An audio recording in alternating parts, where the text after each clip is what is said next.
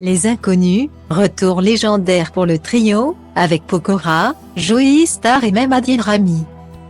Les Chasseurs, Auteuil-Neuilly-Passy, C'est toi que je t'aime, tournée ménage. Les sketchs des Inconnus font partie intégrante du patrimoine français et tout le monde connaît les plus grandes punchlines du trio par cœur. C'est une certitude.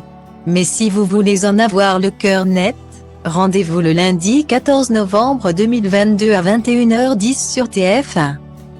Des humoristes, des comédiens et comédiennes, des chanteurs et chanteuses, des sportifs se sont retrouvés pour tourner une fiction spéciale et exceptionnelle qui part d'un constat simple et à la fois impossible, et c'est Didier Bourdon. Pascal Légitimeux et Bernard Campan se réveillaient dans un monde où ils étaient vraiment, tous trois inconnus. Leurs 19 numéros les plus classiques ont été, en cette occasion, revisités par 60 personnalités au total. Chanteuses et chanteurs, comédiennes et comédiens, stars du monde du sport. Si vous vous branchez sur la première chaîne, le 14 novembre 2022, vous aurez l'occasion de rigoler.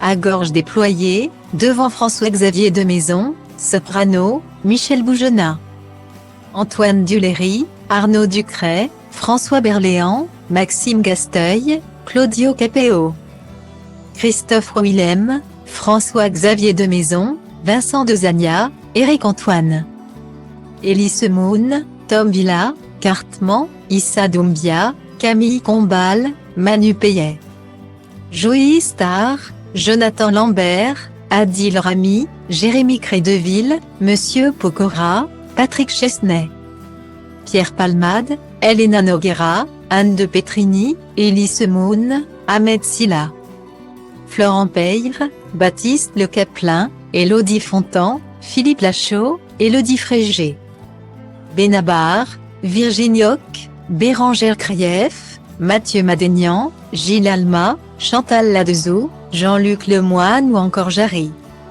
Il faut savoir que tous ces sketchs ont été tournés avec les textes à la virgule près, dans les costumes exacts.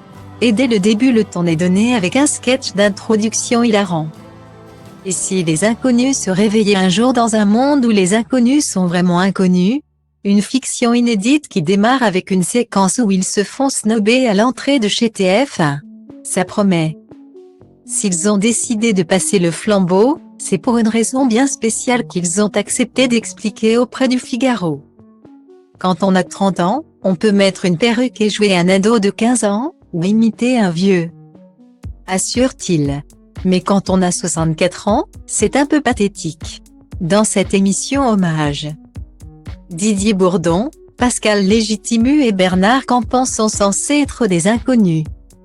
On les a pourtant rarement autant vus dans la presse et les médias. C'est bien simple. Tout le monde s'arrache les trois humoristes légendaires quand on leur demande s'ils ont d'autres projets sous le coude. Aucune hésitation, il nous reste plein de choses à faire, promettent-ils à Télépoche. Effectivement, un documentaire sera d'ailleurs prochainement diffusé début 2023. À leur sujet, toujours sur TF1, on a passé 3 jours ensemble à évoquer nos souvenirs. Se souvient Didier Bourdon. Il y a un petit côté hommage posthume mais c'était émouvant et touchant. Guillaumet.